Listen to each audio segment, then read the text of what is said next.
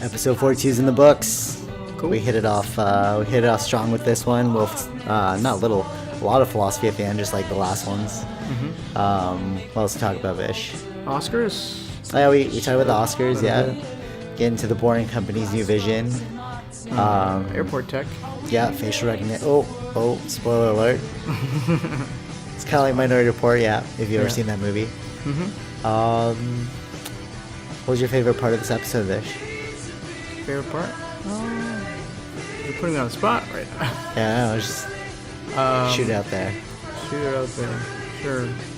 I don't know. I thought what I picked was airport tech. Airport tech? Yeah. Your favorite part was airport tech? Yeah. I like that. That was cool. It was a mind blow.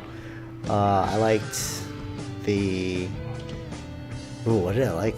Maybe I just didn't like this one at all. No, I liked the fate discussion at the end. Double spoiler now. Yeah, we talked about fate. It's pretty cool. Yeah. So support us on Patreon. Patreon.com/GotLMF. Oh, no, that's my one. /Socratic Gamers. Merchandise. Yep. Shop.GotLightMyFire.com. Pick up a tea on Teespring. Support the podcast. Like, share, subscribe if you feel you would like to. Yeah. Yeah. All right. Here we go. Boom, and we are back with another episode of Socratic Gamers. Distance yourself from negativity, people. Because there's some toxicity out there. Okay. Opening message of the week is stay grounded by staying by yourself. Episode's done. Just kidding. All right. And if this is your first time listening to us, basically what we do is we take 5 things that we thought were pretty cool from the week, and we dissect them the only way we know how. Yep. By talking and talking and talking. So first on the docket is Oscars. I heard that it was the lowest Oscar viewership. Is that true? I think so. I saw that somewhere. Like I think it was like on Joe Rogan. They're like, "Oh, it's the lowest Oscar viewership." I'm not a big fan of the Oscars. I never watched it, so I already don't think it's important. What that tells me is you're not a big fan of movies. Well, I mean, I like movies. I like to watch movies all the time. Like if there's a new one every week, like me and my sister typically go. But I'm not a big fan of. No, you know what it is? I'm not a big fan of people giving awards for movies that they think I should watch. Yep. Because oftentimes the reviews are not very good and the award systems are very biased. Allegedly. I mean, I'm not a part of this, so I don't really know. But yeah, that's my assumption. But you like the Oscars. You watched it. Yeah. So why'd you watch it? So it's not necessarily about the awards too, because these are like movies that are personal. Like subjective. Kind of like, yeah, they're subjective. Do you like them or not? But like, it's. Good example. What was that movie that you loved and I hated? Oh no, we both loved. Everyone hated Batman vs Superman.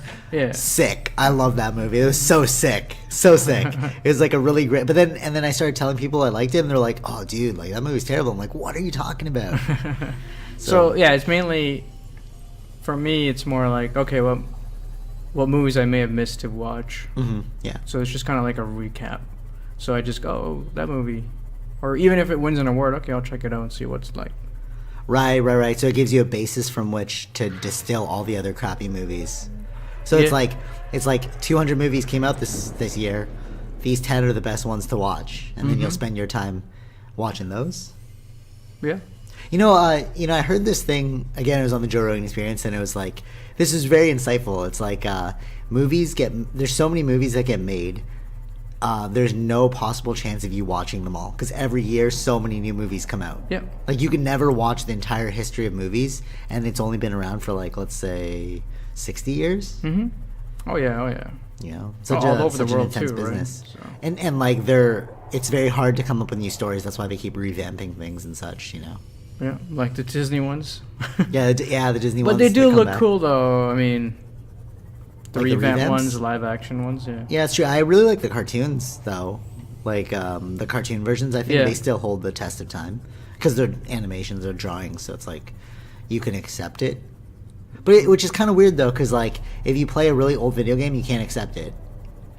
Have you ever, you know it's weird? How your mind adjusts accordingly. So, when the first PlayStation came out, it was, like, polygon-ish. And then, like, but you didn't notice. Like you were like, oh man, like Oh yeah, it's like, oh, it's so good. it was so good, yeah. Yeah, And then like of course. you jump from like what we're watching Subnautica right now, and then you jump back to an old one. Your brain can't adjust, and you're like, oh man, this is terrible. You know what I'm saying? Yeah. It's like it's weird how the mind works that way. It's because it's like it has nothing to compare and contrast it to. Mm-hmm. But which is weird because like we compare and contrast like daily life all the time. So maybe it's because Yeah, we that- like that- subconsciously know it's yeah. like computer generated. I don't Mhm.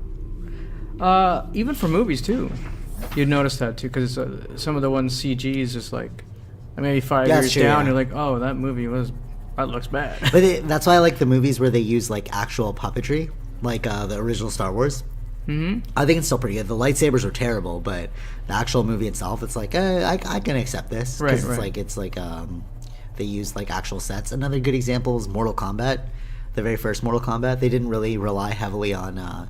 Damn, I want to watch that movie again. They didn't rely heavily on special effects or anything. It was all about actual martial arts Yeah. and like costume design. So that holds the test of time.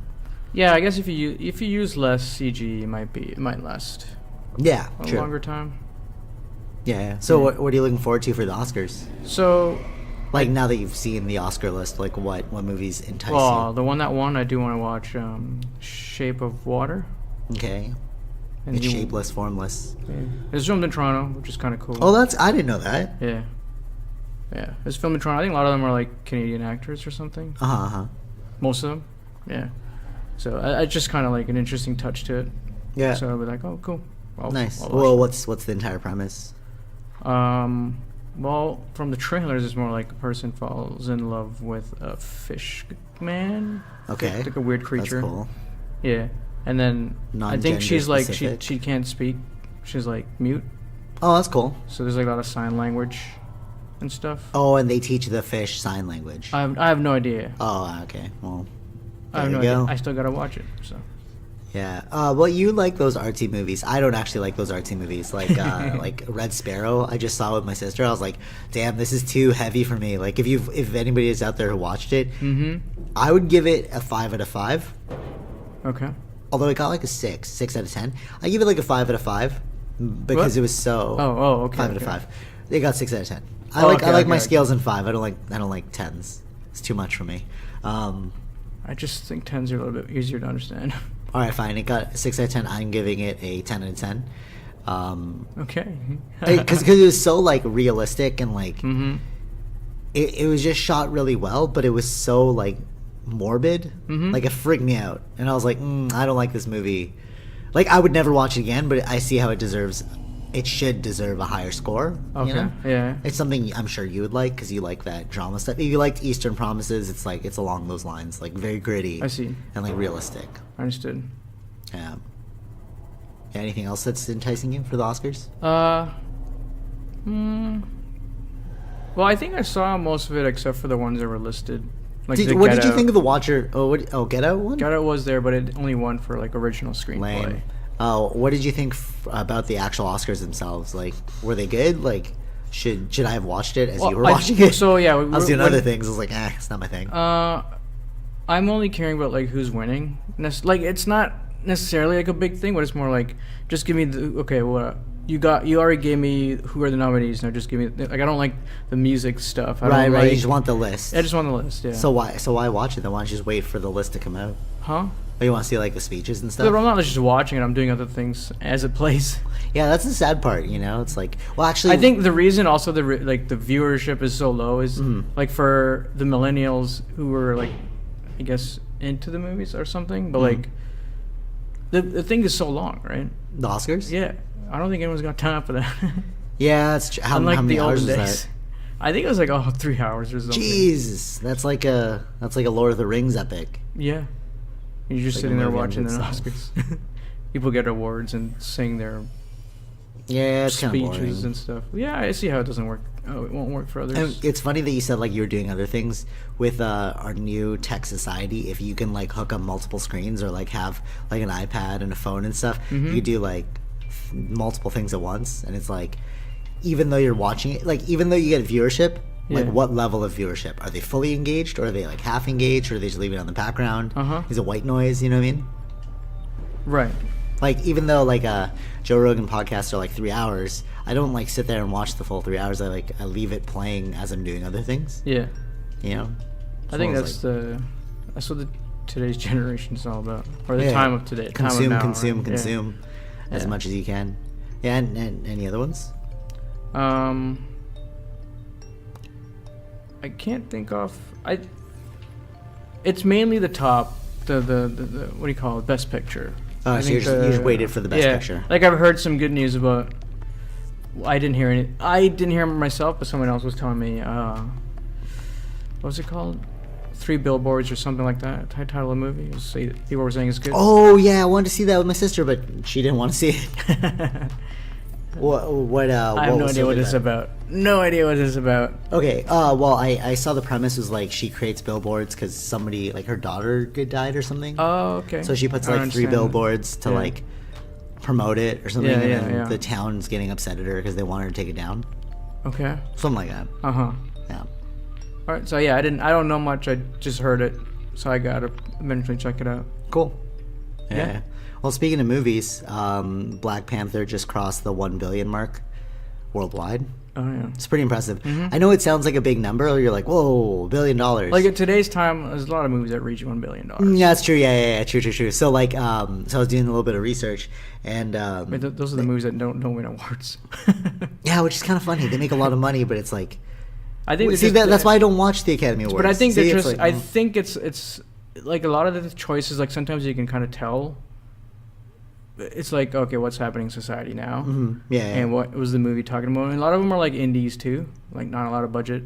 Yeah, but it's weird though so that giving like, them recognition. Yeah, but and maybe those directors. It's all about. It's mainly for them. Like then they'll get recognized and they'll get other jobs, like more jobs. Yeah, that's weird. So it's like a resume thing. It is a resume thing. All right, whatever. It's for them. Though. It's weird. Of course. But it should be based off of how much money you earn, I think. I don't know. Not necessarily, because the money also depends on marketing and all that stuff. But if it's a small movie that's a good story, it's not going to get high amount of like. It's not going to make a lot of money, right? True. I guess. Yeah, I get what you're saying. Yeah. So atop this list of billion. So what they're saying is they believe that Black Panther at the end of its run could be the biggest superhero movie of North America of all time. Oh yeah, that's pretty cool because it's an almost all black cast. Yeah. It's like it's so. But see, then it's like did it reach so much because they want to support like, you know, black culture right now? I don't think you know what I mean? I don't think it's that. Is it a good move? Is it so good that it's like? So all right, let me just run down this. So. It also could be seen as like it could make its way as the biggest solo superhero flick of all time. So one superhero. Yeah. And atop this list of other billion-dollar movies are Dark Knight Rises, Civil War, Iron Man 3, Avengers, Age of Ultron, and I think that's it. Yeah, just those ones. So like yeah, so those other ones were like really good, but does this movie, like, is it up to par? This is what I mean about like, is it for a social reason that it's making so much money, or is it because it was so good? Like, do you think it rivaled The Dark Knight Rises? Or even The Dark Knight, like Heath Ledger's. Yeah. You know what I mean? It's like. I understand it being like Iron Man 3, Civil War, and Avengers: Age of Ultron. Yeah. Like those make sense in that category because those are like the summer blockbusters, right? Yeah. Like people get hyped over it. But like in terms of good movies, like The Dark Knight was such a good movie. Same with Dark Knight Rises was like yeah. So it's like, well, Christopher Nolan, so he's the man. So like it's so tough to say. You know what I mean? Like movie wise, it wasn't that good, but hype wise, it was super good. Yeah. I mean, no, I can't say it's not that good. It was awesome. Like I gave it a 5 out of 5. But like we were saying, there's a couple dragging parts in it.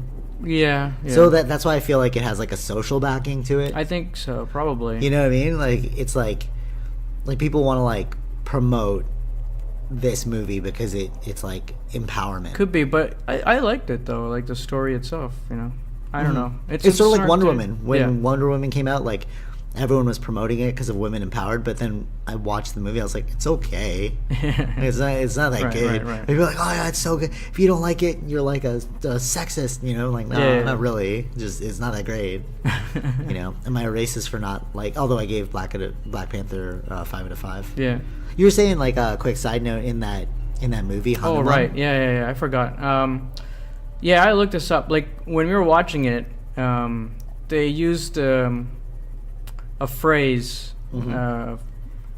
"Glory to Hanuman," Yeah. and like that kind of threw me off. I'm like, what?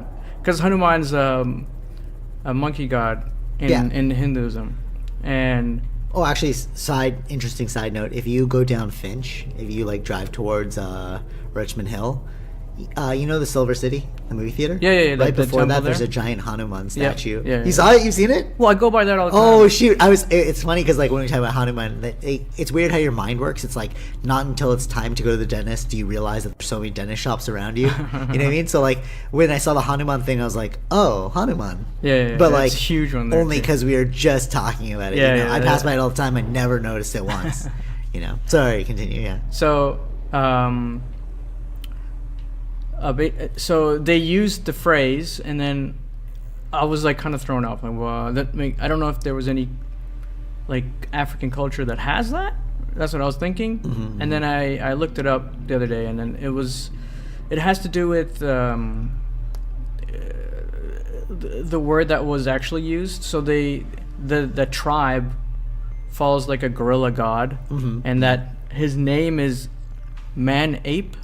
And I think that the film bureau or something, whatever it's called, that they're like, I think that could be offensive, so we shouldn't use that. Oh, I see. So they had to like kind of change it, but also have something that kind of made sense. Right. Because So- you don't want to like So suggest. it would be weird to say glory to Man Ape, like when Yeah, everyone true. is a black cast with the connotation of that. Right. meaning, right? Oh, that's funny. Oh yeah, because that would have been really awkward. Glory to the what is it? Man Ape, Glory Man to Ape, the I Man think Ape. it was. Yeah. And people were like, "What? Man Ape? Goddamn!" So it was kind of interesting bit to of find out outrage. why. Yeah. I think that would have been, and to have that, why would you want that, right? Sure, yeah. Unnecessarily. So But then why'd they go with the Indian guy? Why don't they Wong Kugong, the Chinese? I think that's his name. Wong. I don't think anyone would know that. Yeah, true. I don't know if anyone really knows Hanuman either, but like it's a little bit easier to say than. Yeah, true. Oh, that's pretty interesting. Yeah, it's pretty funny. Yeah. All right. So in tech news, we got some facial recognition privacy issues. Oh yeah. Like, are you? All right. So this is yours. So Yeah, go- this is go for mine. So it's kind of cool what they're doing. Mhm. You want to just swim around here? it. Let's see here. So it's the British Airways is doing this, and they've had them. I don't know exactly where they've had them, but now they're expanding their identification gates, Yeah. Okay. or it's biometric identification. Okay. Yeah. And they're using them in like airports in New York, Miami, Orlando. Mm-hmm. Basically, it's so this is before getting on the plane, Okay. right? Like you still have to go through airport security. That's a different. Okay. Yeah. That's still the same process. You got to Yeah. show your passport and your boarding pass, right? Oh, you know what it's like? It's like Minority Report. Oh, Except they used your eyes. I guess they didn't use facial recognition. They used your eyes. Sure. I guess so. That'd But be cool in the future. so basically, whenever you're gonna board the plane, right? Uh-huh. You still gotta show both of your identifications and the boarding, like the passport and the boarding pass, right? Okay. Yeah. And it's a slow process because it's a person that's checking it, Right. and then checking your face, checking your boarding pass. So they're just searching for efficiency. Yeah. So Okay. to make it more efficient, again, more technology, we lose jobs, but but efficiency increases, right? Right. So basically, they add them all at the gates, and then you just recognize your face, Uh-huh. and then you just walk through. Oh, that's cool. And they're saying that it has like, so they can. What do they say? British Airways has been able to board more than 400 customers in only 22 minutes. Ooh, which is, well, that's pretty efficient. The company actually says, they say that it's less than half the normal amount of time. Wow. Okay. Right. So sometimes these things can actually, like, not this thing, but like prior, it could delay flight because not everyone is boarded or some technical error or something. Right. Yeah. So this one makes it a lot quicker to board, and probably potentially even leave earlier. Oh, that's cool. Right? So I think it's I guess there's then comes other questions too, privacy and things like that. Yeah. But like, it's like privacy issues are very odd for me, because it's like I'm a proponent of efficiency. I like it when marketers market towards me. Mm-hmm. I like it when I give like my fingerprint so that they can make me open my iPhone better. You know, like I actually like these kinds of things. Yeah, I don't mind them. Yeah, although I know a lot of people do hate them, but it's like I don't know. Like it would be nice to like talk to a person who's against it, so they have a counter viewpoint. Exactly. Yeah. You know what I'm saying? Mm-hmm. But it's more about efficiency. You know, like I think a lot of people would. I don't think they would mind, because like I get that people like, I don't want my information out there, but it's like, what information do you have that's so important? You know what I mean? It's like, right, unless you have something. Well, but even like, yeah, that is the one argument. But even then, I think there could be like other uses, like probably other rules that you cannot cross. You cannot send that signal or send that image to something else. There must be some government regulations. Like for that, I guess what, like I'm trying to think of like a negative counter to them having your information, but I really can't think of one. Right. It's like okay, they will. Well, maybe we don't know the whole what other aspects that could happen. Yeah, that's what I'm saying. Like you would probably need to talk to somebody that has looked into these kinds of privacy issues. Like if you ever see Terms and Conditions May Apply, that Netflix documentary. Well, it's out on Netflix. It's not made by Netflix, but like basically it's about privacy, and like if you Google something, people will like so they showed like this case of this one guy who searched something or posted something on Facebook, and then the people went to his door, like the marshals, and then they found out he was like an ex Marine. Yeah. So then like that happened, but I mean like you're just gonna get like bugs in the beginning, but if you know you did nothing wrong, it's like bro, chill. Yeah. You know. So yeah, it reminds me, like, because there's other things that they're doing now at airports too, like kind of cutting down on people's jobs. But is it more efficient? Is like that's kind of questions I ask. Right. For instance, I know at Pearson, I don't know if it's every airline is using this, but like I know I used KLM in November. I don't know what that is. It's a Dutch airline. Yeah. Oh, okay, cool. And I had to, instead of going to the counter where they would weigh your bag and then they would tag the baggage slip around your bags. They don't have that anymore. You have to print it out yourself at a kiosk. Yeah. And then you gotta I have to spend my time sticking this tape around my bag, right? You know what I mean? Like, and I don't like. I feel that's time consuming though. That's time consuming. Because this is what I'm saying, but this is not efficient. Because I don't know. It's not my job. You know what I mean? Like the person who does that knows what they're doing. I don't know what they're doing. I don't know what I'm doing. Someone else should be doing this for me.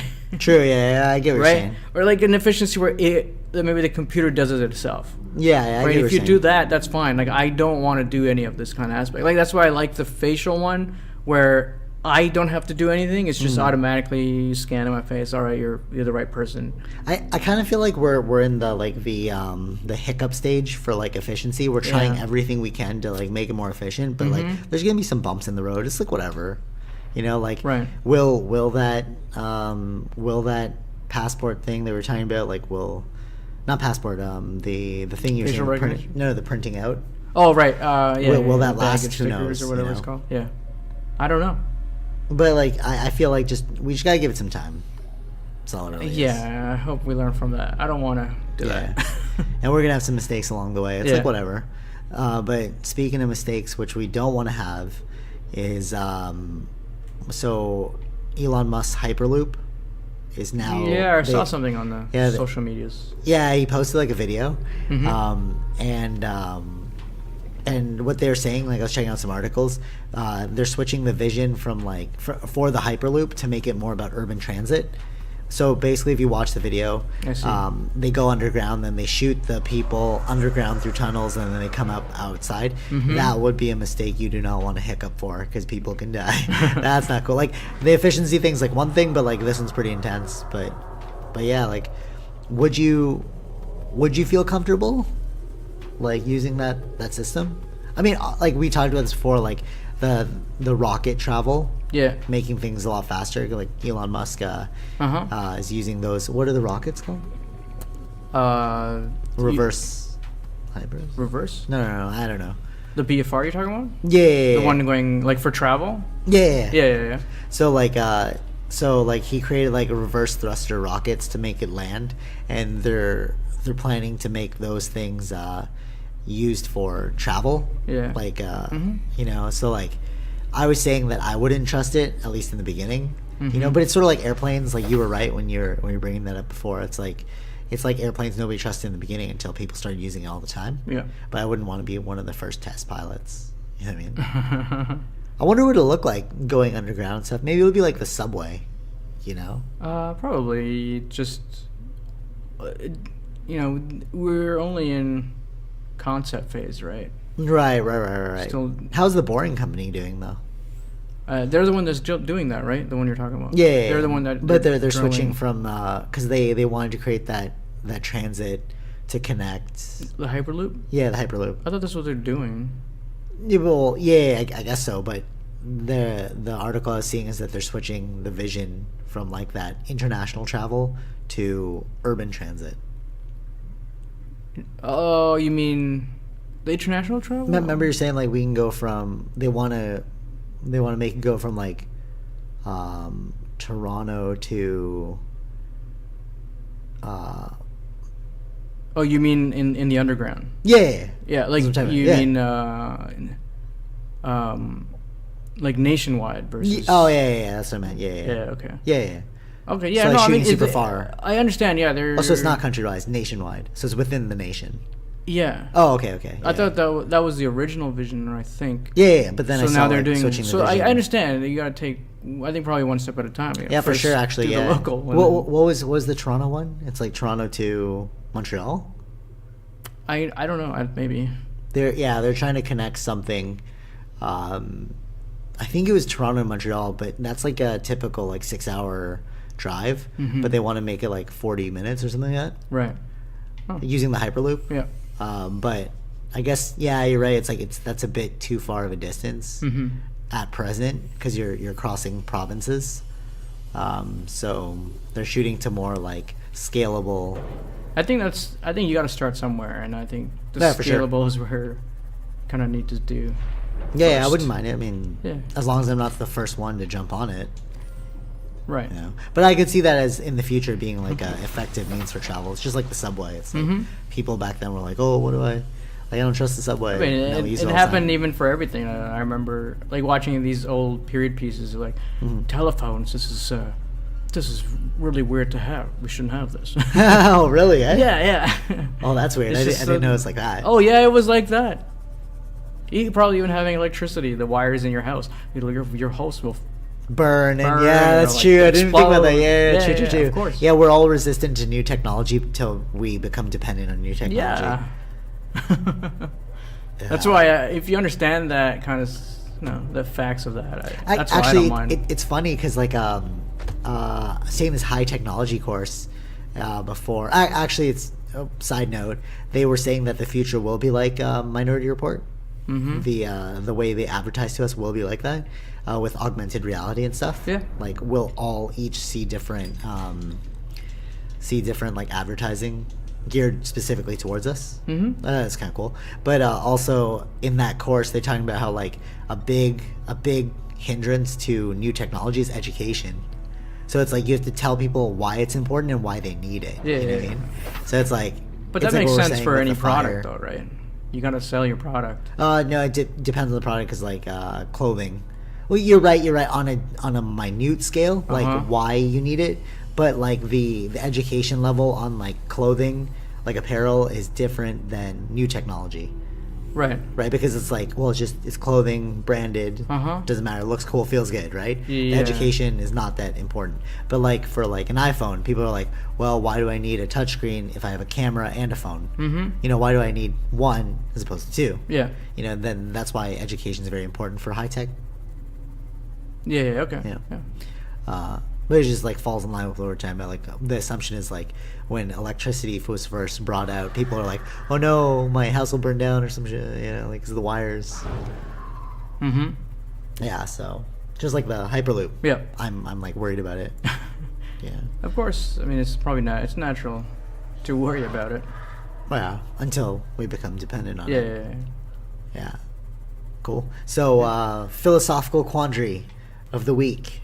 This is how we like to end it here now for the last 2 episodes and ongoing. So I'm going to pose a question to Vishal because I like your insights and we're going to deconstruct it. So my question is a person in charge of their own destiny or are we governed by fate? What do you think? Governed, in charge of your own destiny. Yeah. Do you actually have choice or is there free will? So, like, can you choose? Like, are you the master controller of your life? Are you the pilot, or are you being piloted? Are you the pilot or the passenger? That's tough because my view on that free will is based on your past actions, right? Right. Yeah. Which I totally agree with. Which is in the Kabbalion. So like the Kabbalion's like the Egyptian, in case you're wondering, like the Egyptian emerald tablets, oldest script and stuff. All the scientists used it. So that's where action reaction Newton's law came from. Yeah. So they wouldn't say that there's free will because every reaction is based off of previous action. So like what you're saying now, it's like, well, do I really have choice or did I falsely believe I had choice because of my past actions? Yeah. You know what I'm saying? Yeah. I think. Yeah. So, but are we the passengers to life, or are we in control of life? And I don't know. It's a tough one for me to say because it's probably a mix of both, depending on what's happening around you. Okay. And based on past experiences. If it's based on past, you're not really in control. Okay. But then also things can change depending on what's happening in the environment. Actually, no, you're not in control anyway. Yes, I was waiting for you to hit that too because I was like thinking about this and I was like, okay, so from my perspective, okay, I would be in control of my own actions, but that's not true because my future actions are based off my previous actions, right? But then it's like, well, if I want to do something, like, am I at the whim of somebody else or like, so it's like we show up, you and I are walking, we're going about our day and then we meet at the bus stop, right? What are the chances of us meeting at the bus stop? You know what I mean? It's like, well, it's based off of chance. It's based on variables. Like people don't like to extrapolate that far. Yeah. You know, and realize like, no, it's you woke up at 10:30, let's say. I woke up at 10:15. It took you 20 minutes to get ready. It took me, 15 minutes to get ready. And by the time we both got there, it's like it just happened by chance. And then people are like, wow, like it was kismet that we were brought here. Well, actually, no, fate is kismet. But it's like, like people are like, what are the chances or whatever? But it's like, yeah, highly probable. Like, it's almost like everything is already predestined and it's just extrapolating further. Yeah. Like I'm a firm believer that if you can mathematically triangulate all the way back to the Big Bang, then why can't you do it forward? Right? You can. Right? The only reason why you can is because of random. Right? People say like, I can't account for random. I think random means random is random is just every variable in the set being accounted for. Yeah. It's not that you can't account for it. Well, no. Yeah, it's you can't account for it because you don't know how to. It's not impossible to account for random. You just don't know how to do it yet. Yeah, That's what I believe. Right. Because like it's like in the beginning, like 1 cell became 2 cell, became 4 cell, become 8 cell, Yeah. right? Because everything divided, right? So it's like, well, that's simple mathematics. But now we just have to create an algorithm which is so highly complex that we can calculate forward by including all variables. Right. You know? Yeah. So then it begs the question, can people change? I guess not. Okay, yeah, true. Okay. All right. So Carl Jung believes that nobody can change. I heard this from my first martial arts instructor. Like I had an instructor, and then there was like the grand master of the place, and he was saying that people don't change. They only manage who they are. Okay. I agreed with that. And then thinking about it, it's like, yeah, people can't change. Carl Jung even said it. He's like, we're built with archetypes, and then there's like, it's called the collective unconscious, where it's like your entire lineage makes up your current mental framework. Okay. Right? So like if your dad was a potter and his dad was a potter, well, you're going to be more predisposed to understanding potter ideals, right? That's the collective unconscious. Okay. But what I'm thinking now is, so can people change? Yes, if the variables are there for them to change. Okay, yeah, that's Right? That's fine. So it's like, but again, it's like passenger versus pilot. Yeah. They're just a passenger. The variables have to be there for you to change. Like, it's like, oh man, I would never, or it's like, I will always be a woman hater. And then all of a sudden, like something, we need something, a better example. Like, it's like, it's like, I will always hate dogs. I'm afraid of dogs. Okay. And then all of a sudden you get a dog, and then you learn slowly that dogs aren't that bad. Right. The variable was presented before me that it allowed me to change my mindset. But prior to that variable being there, I wouldn't have changed. Right. You know what I mean? So like, people can change insofar as the variables allow them to change. Yeah. But then it's like, so then when people say like, so then the bigger question is like, well, what if they don't want to listen to the change? You know what I mean? It's like, so it's like, oh, you're doing this bad, and they're like, no, I'm not doing it bad, and they're not listening to you. Yeah. Right? So the variables are just not there. So it's like, so then people would argue like, well, I'm in charge because I don't want to change. It's like, no, the variable wasn't there for you to even conceive the possibility for change. Do you know what I'm saying? Okay. Yeah. Right? So it's like not enough of the variables. Exactly. So I believe that's what. So there's no such thing as free will. It's all governed by destiny, but destiny is just the variable of mathematics. Yeah, I think that's what I was saying in the beginning, right? Wait, what were you saying? Like, I think it was the same thing that you were saying. Maybe I wasn't explaining it correctly. That there's no free will. Yeah, I already knew. Like I figured that out before. Like, yeah. But we talked about this, right? And it's funny because like, if you're like, oh no, that's not true, blah blah blah. If you look at the top philosophers and the top like the esoteric belief systems, like if you look at religion and stuff, they all believe in no free will. Yeah. Like, I can prove it. Fate is a god. Or destiny.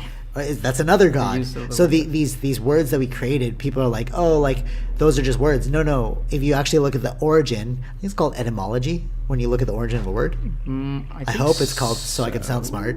If you look at the etymology of a word, it's based off of, so like destiny and fate are Greek gods. Okay. Yeah. I think fate was a Norse god.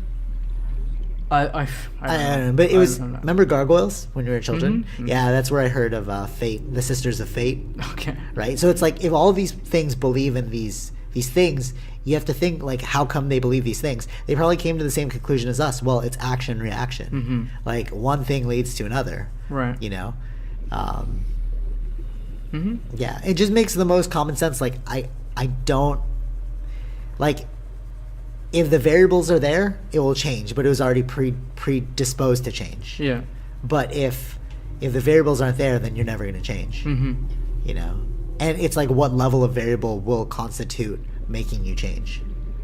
You know? Yeah, right. It's like do you need to see war in order to change? Mm-hmm. Do you just need to see because like a good example. So like Siddhartha, right? The Buddha guy, he was having like a cool experience, right? There was no variables for him to believe in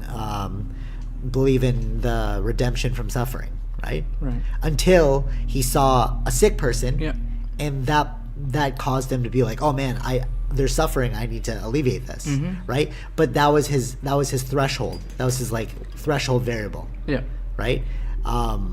But like if you take another person who's like still like, they might need to see war, they need to see famine, they might need to see somebody get killed in front of them before they can start to take life more seriously, you know, or be affected into suffering. You know? Yeah. Oh, it's interesting. Yeah, I only say this because it's like you see like a lot of motivational things like pop up, and like one of the funniest things is like when you start doing things for yourself, like other people will be like, I want to do that for myself too, and it's like, do it. But it's like, but what level of variable is going to get you to get off the couch and do what you want to do? Right. You know, not many people are willing to take the jump because the variables aren't set yet for them to take the jump. Yeah. But what's even interesting too is like the obstacles become variables of growth or setbacks. You know what I mean? Mm-hmm. So it's like you can like break a leg, right? Yeah. And then like for you, that variable is either a positive or negative, Yeah. right? It's like, oh, I can grow from this, I can become stronger, blah blah blah, or you can use it as a setback.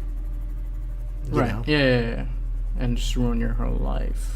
Yeah. Per se. Yeah. But even that in itself. But then is that necessarily your fault?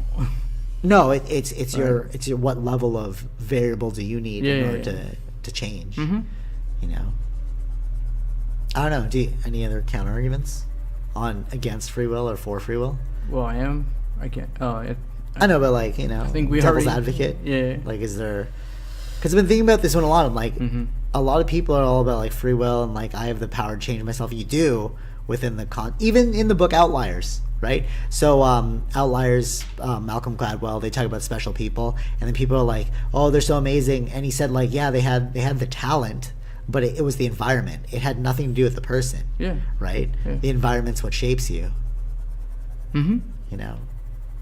You could take a really crappy person at something and they'll beat somebody who's really gifted because they're going to work harder. But that's not you exercising your free will. That's just you have a predisposition already to be like this. Yeah. You know. Yeah, I understand. Which is another action reaction thing. Mm-hmm. I don't know. If you're listening to this and you disagree, please email. Don't call, but email or something, or like post like a rebuttal video or something, like tag us in it, because I'm so curious, like why do people believe in free will when it's so evident through? I think like, a lot of people say like ancient it's not understanding. like Sam Harris and stuff. They don't He's believe pretty- in. yeah. He believes in free will. No, it doesn't. Yeah, exactly. Yeah, like the most modern contemporary thinkers all know that there's no free will. Yeah. All believe that there's no free will. No, I don't even say believe. They know, because if you really think about it, it's like it really comes down to action reaction. Mm-hmm. You know. Yeah. Of course. Or maybe it's the out. People just want to believe in free will because they want the out. It's like they don't like feeling like a passenger. They want to be the pilot. Yeah, that's the other thing that I. You know what I mean? It's like insecurity. You have to understand that you're not in control. Yeah, and it's not always happy news. No, yeah. The world's not supposed to give you happy news. No, it's not. It's not. But you have to appreciate the unhappy news because it's what allows you to see the happy. If like think about it this way: if you never knew what bad was, how would you know what good was? Right. Right. It's like there is no gain without loss. This is the dichotomy, the Tao of life. You need both. Mm-hmm. You know, you always need both. and you transcend your. So good and bad are both perspectives, right? Perspectives of suffering, right? But like you need both to understand Right. any perspective. Yeah. But you can rise above it all by observing it for what it is. It's just happening. It's like bombs in Syria right now. It's like well, is that a good or a bad thing? Or is it unjust or just? It's just happening. You're the one creating the narrative in your own mind that something is good or bad, or should not happen, or should happen. Right. Similar to people who want to change the world. It's like life's just moving forward at a constant rate, given the variables that were presented before it, and like expanding infinitely according to what came before, right? It's us who creates the narrative or the story of what we believe to be right or wrong, good or bad, just or unjust. Yeah. You know? Yeah. Yeah. There is no good or bad. It's all perceptions. Yeah. Final thoughts? What If you were gonna die tomorrow, what would you say? would I say? Yeah, what would your final takeaway on Earth be? I don't know, man. I probably wouldn't say anything. Ooh, I like that. A lot is said in silence. You know, there's like these mythical stories. No, it's just funny because it's like you can take a simple action. Say there you go. You wouldn't say anything, and I just created the narrative. Oh, that's like that's very monk-like of you. You know, because there's a lot of stories of like on the deathbed of the monk, he just smiled, and a lot was said in his smile than his words. You know, like you hear about that stuff all the time, right? The master Rishi monk. You know, Rishi means seer. So it's like, who's creating that narrative? Vish just was like, I'm not going to say anything. Yeah. But then you extrapolate like, oh, what a wise person. Right. Yeah. You made your own exactly story. Life is just happening forward. Yeah. It's you who's creating the distinction. See, they would call you the wise Rishi, the accepting monk, blah blah blah, and then I would say, enjoy the ride. Yeah. Right. And they'd be like, oh, he's truly understood the nature of reality, blah blah blah. But it's like, no, like it's like you're creating that story. Yeah. We are no wiser or smarter than you. We just thought about things a little bit longer. No, you know what it is? We're not afraid to look into the dark. Oh. Right? Like if you think about it that way, Yeah. it's like what separates, like, so whoever's listening to this and they're like, wow, you guys, like, because I've come across that multiple times. Like I'm just like we engage in this dialogue all the time, you and I. Yeah. And and people are always like, wow, like you guys are like very wise or something like that. I've come across this multiple times, and I'm just like, not really. No, I just thought about it more than you have. Yeah. But it's like, but it's like, well, I think about this thing too, and like I believe that the energy fields of the nature Mother Gaia is going to shower a rain of love upon my soul. Blah blah blah blah blah. They create this whole narrative. Yeah. Right. But it's like, but then how come you can look into the Tao and see the negative and positive natures of life? It's because we're not afraid of looking at the dark. You know what I mean? That's really, actually, that's the primary takeaway. I'm going to make that the final takeaway. That you have to look at the dark in order to see the truth, because like it's easy to look at the positive things in life. It's very difficult to derive meaning and understanding and lessons from life by looking at the dark. You know what I mean? I am a lazy person. Nobody wants to hear that. Nobody's going to look at that. But if I start thinking to myself, like, I'm a lazy person, it's like, I got to, like, from my perspective, I would look at it and be like, am I a lazy person? Right. You know? But there are people that are like, no, I'm not. First instinct, no, I'm not. You know? But, like, that's not being able to... person, yeah. No, that's what I'm saying. Yeah, no, that's what I'm saying. It's like that kind of mentality is going to make you not see things from a realistic point of view. Mm-hmm. You know? It's going to be a biased point of view. Right. Where it's like, you are always positive. You must always be positive. It's another thing. It's like when people are like, oh, you have to love yourself always. It's like, yeah, I get it. But it's like, but do you love your laziness? Because then you're just going to perpetuate laziness. You know? Yeah.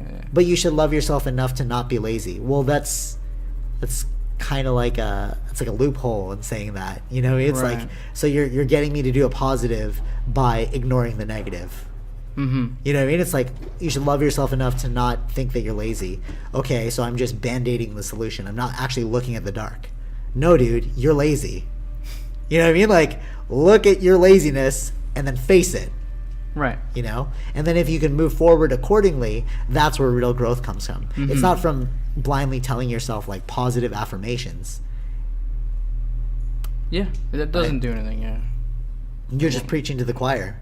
It's like, yeah, man, I love myself already, so I don't need to change anything. No, maybe you do need to change something.